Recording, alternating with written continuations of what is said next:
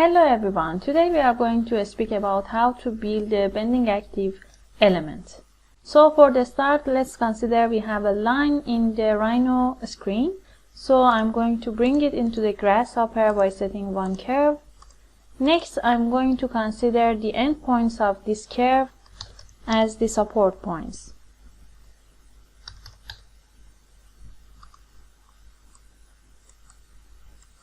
Okay. The next thing we should do is to go to the tab for Kangaroo and find this main part and consider the solver.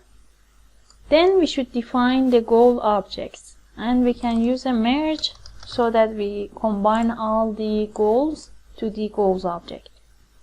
The first thing is the anchor points. So I'm going to this goals points and the anchor.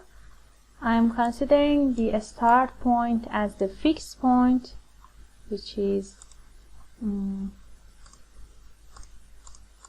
here, this point. And I'm going to consider the other point as the moved version. So instead of having it as a fixed point, I'm going to consider that it will change its position so that we will have a curve out of it. So I'm going to use a vector. It can be a x vector or it can be a vector that works for each kind of curve that you create any part of the screen. So we will go with this one, which is vector to point. We have talked about this kind of vectors in the previous tutorials.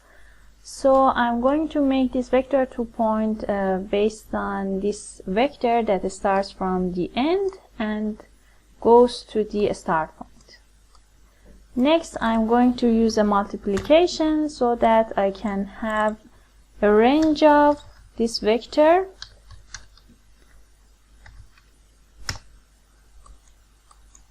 So if I connect this to the t value, you will see that we can have this point starting from the end point to coming to the start point. Okay, so I'm going to connect this geometry, this moved geometry, as the target for my second support point. Next, I want to define a load for the whole structure, so I'm going to go again to the Kangaroo tab and find the load again on the goals point. And I can define points that this load is being added to. For example, let's see just the start and end point. And the vector for this load is by default this z value. So I'm going to add this one also to the merge component. Next, what I need is to keep the size of this curve. So I'm going to go to the goals line and connect the length to the line that we have, so the previous curve. And I'm going to also add this to the merge. Okay, now let's see if we connect this output of the merge to the goals object. Can we have the result that we are looking for? We are also using the button and also the Boolean toggle.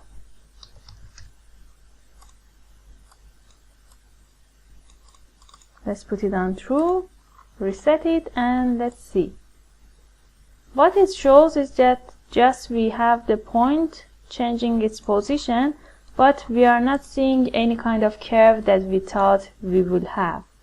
So we see that by using just one curve, we cannot reach the aim that we have. So I'm going to group this part and write that we cannot use a curve or just a line to have a bending active behavior.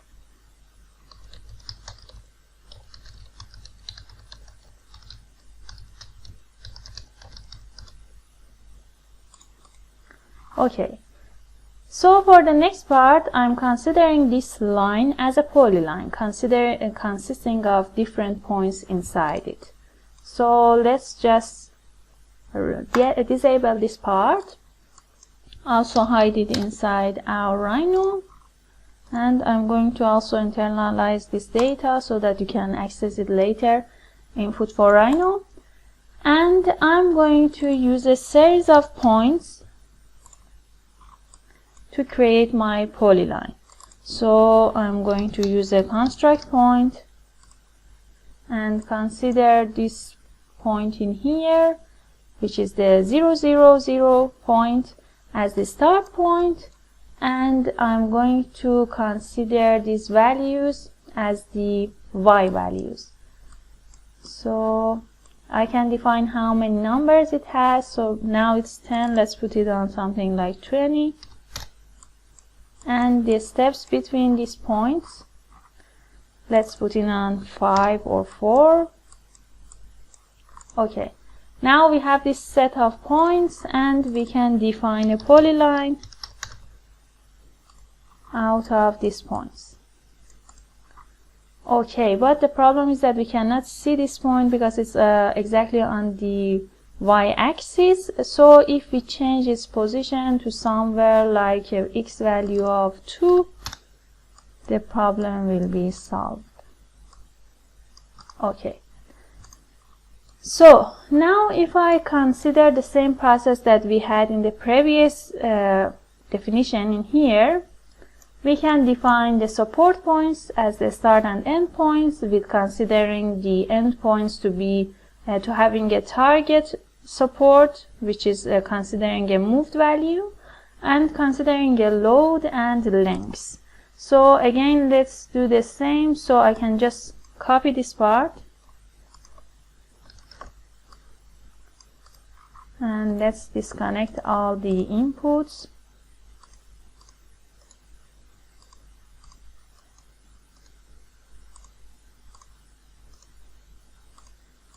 Okay, now we can enable this part and start working with it, but I can also false this part because I don't want to start running from the moment I insert the inputs.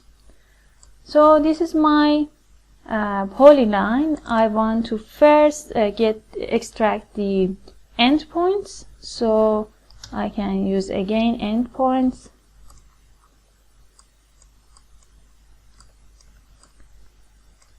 And I consider the start point to be fixed, so no T or target is required. And I'm going to consider the endpoint to have a target place, which is by moving it inside the vector starting from the endpoint to the start point. So again, I'm using the vector to point, which I had before, considering the start as the endpoint. So it's just the way that we want this arrow to form its direction. So again, considering a multiplication starting from 0, having a value of 0.1 and 1.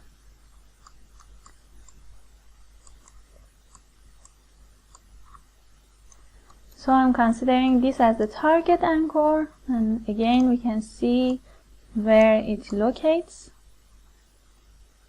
Okay, and defining the load to the points of start and end point,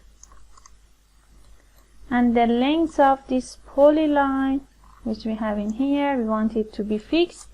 Also, another factor that we use in here is the rod value, which we have it here because we want to keep the angles between each part of our polyline.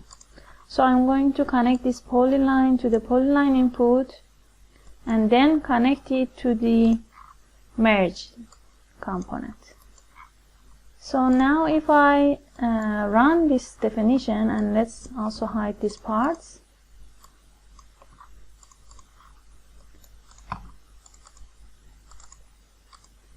Okay, if I change this value for the multiplication, we can see that we have a curve, so it's smooth, and we can see how it can come back to the flat state, which is the behavior of bending active. It can come back to the flat state and then form its curved shape. As you see, we see that some parts it goes down and some parts it goes up. So if we wanted to just go up from the ground, we should define this plane or this surface as a restrictor for it, so that it cannot go down anymore. But before doing that, let's just check what was the importance of this rod. You see, it doesn't work without that. Even we can reset it and come back to it, you see it doesn't work. So the important part is this rod component.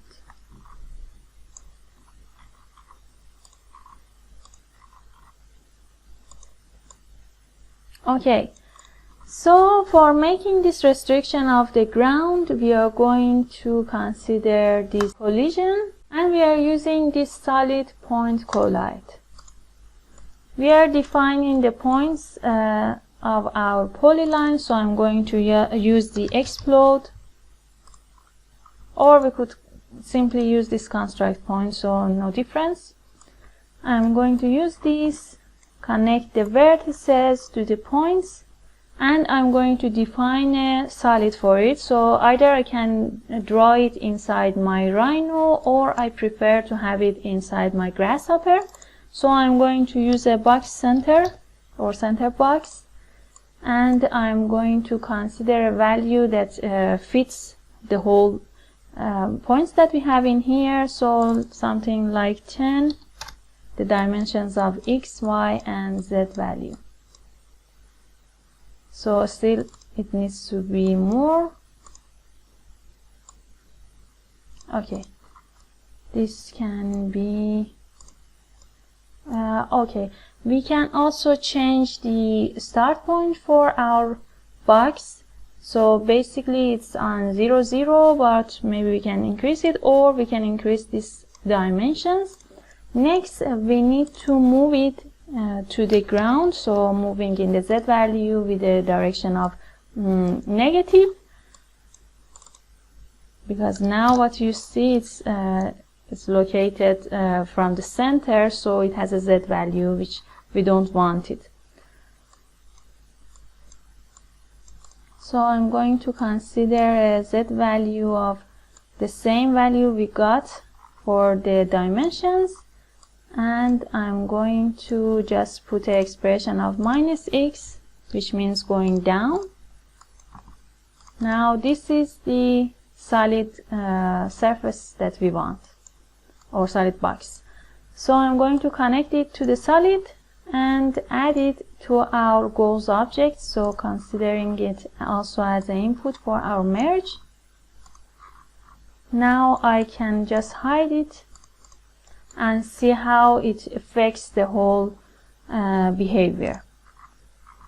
So you see now it doesn't go down anymore.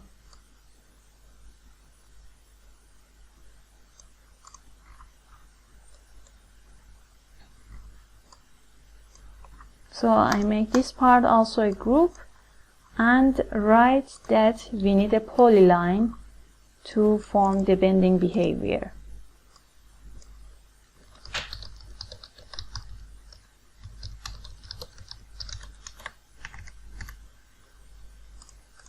Next, we want to see how we can make some points of this polyline to have a magnetic effect on each other. So for example, let's say this point and this point, we want them to attract each other when they're close to each other. So I'm going to also disable this part and make a copy of it.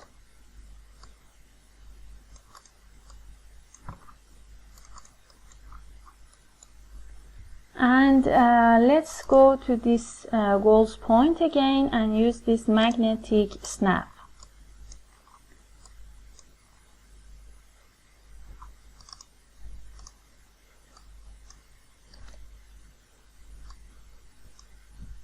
So I'm going to write a polyline with magnetic behavior.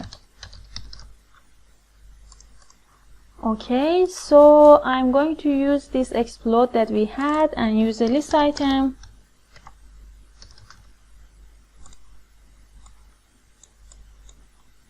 Okay, let's see how many indexes we have. It's 20 points.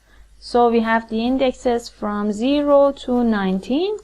Let's use a panel and consider point number 4 and point number 16 as the indices that we want. So these are these 2 points, and we want to connect it to the points which have a magnetic snap together, and we should define the range or the radius that these points get connected to each other when they reach that distance. So let's put it on something like 12, then we can change it. And I'm going to also connect it to our goals object. Okay, so now if I run it again, you can see that when it gets close to that range that we have defined for it, let's increase this number.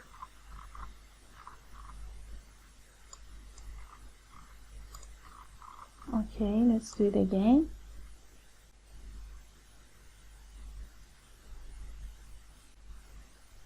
Oh, sorry, we have connected to the strengths instead of connecting it to the radius. So if we consider a number like 23 and reset it, we can see that by making these 2 points close to each other, they will have a magnetic effect, and then they're connected to each other.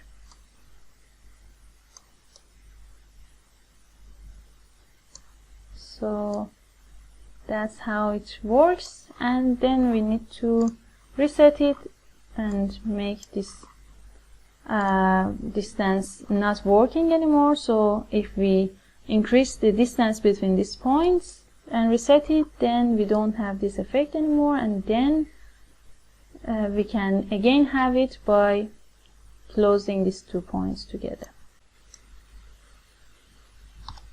Okay, so coming back to this previous part, so without any magnets, I'm going to copy this part and see how we can change this bending active behavior. So first I'm going to add to this count of the points that we had in here. So previously we had 20. Now I'm going to add it to something like 30 and reset it.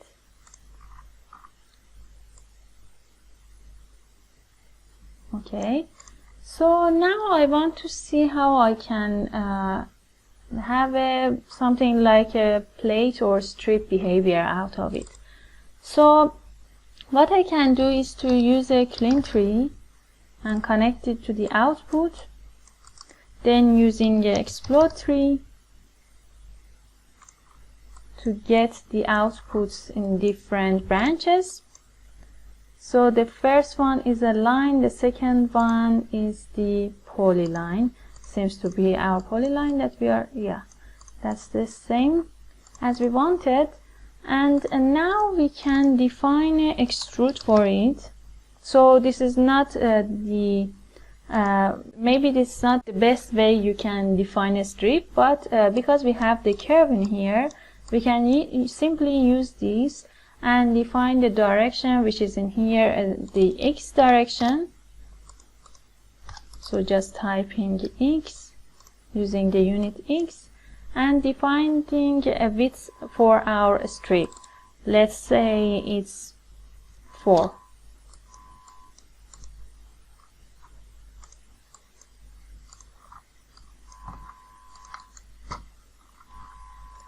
So now you can see that it seems to be working like a strip for us. So a strip of a paper, for example.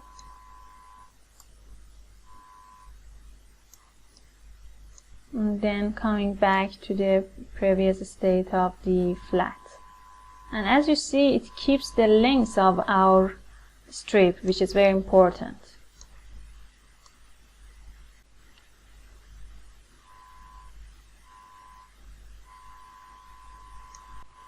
Okay, so if we want to consider it as a paper strip or cardboard strip, and we want to consider that we have kept the end parts of our paper strip with hand, or we are using something like a stapler in these parts to just keep it in the place, we can define these parts also as our support points.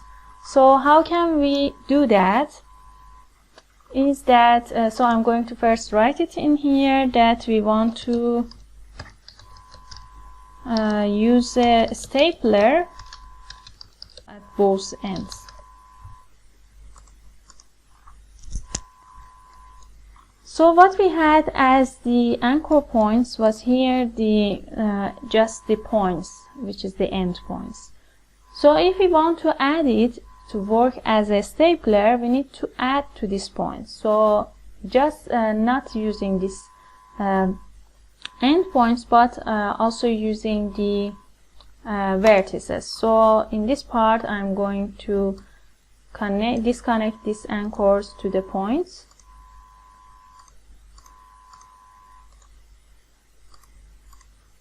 Also this move.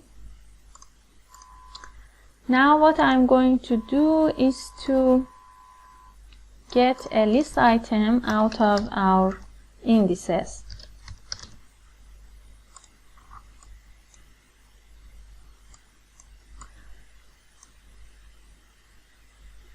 Okay, so for the first one, instead of just having the 0, I'm going to use a series. So let's a little bit move this part.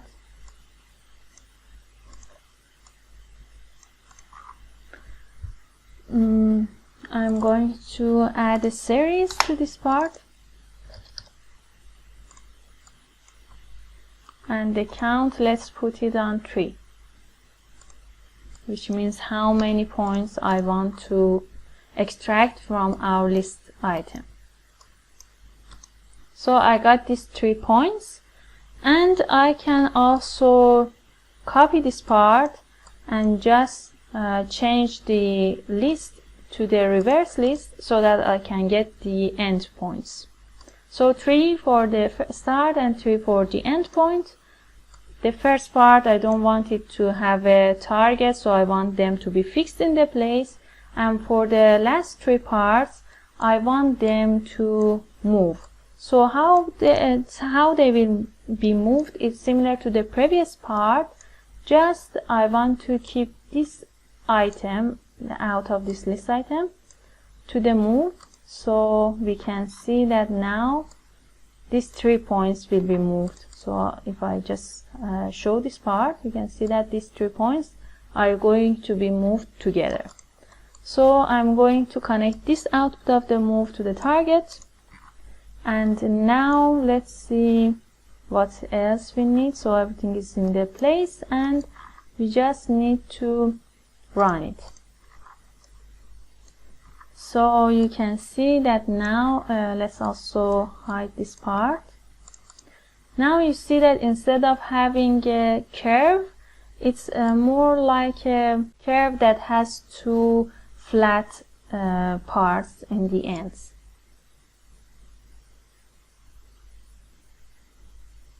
Okay, you see how it behaves.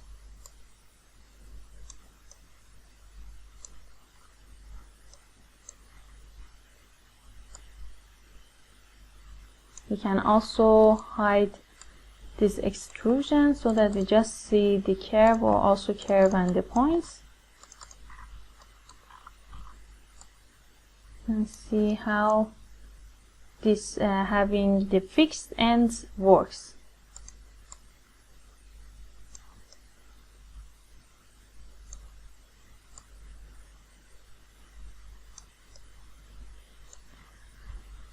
Okay, the next thing that we also see in here is that sometimes the curve goes inside the other points. So we don't have any, sometimes, not always, but sometimes you can see that they make a coincidence with each other.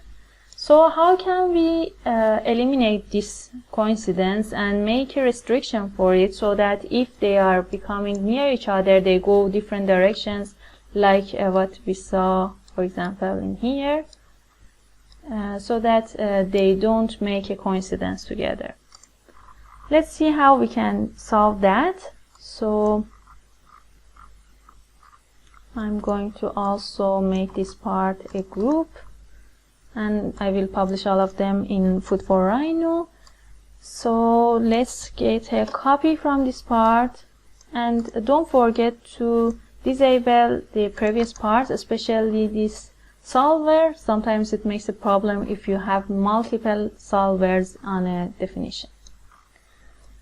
Okay, so coming back to this part, we want to see how we can eliminate the coincidence.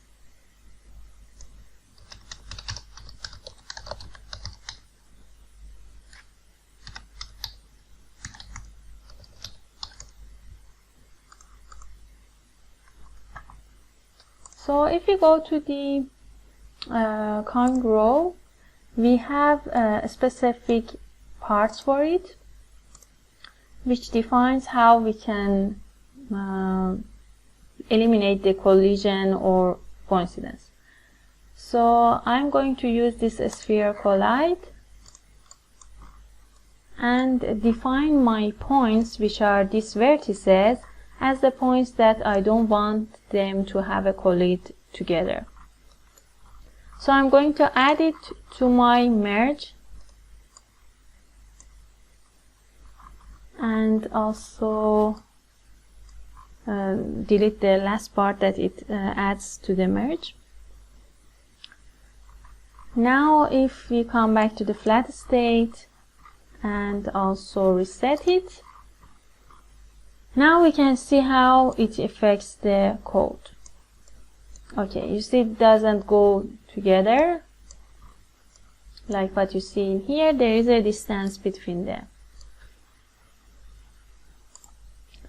So now if we simply show this extrusion, so you can see that now the strip is not going through itself, so it doesn't collide,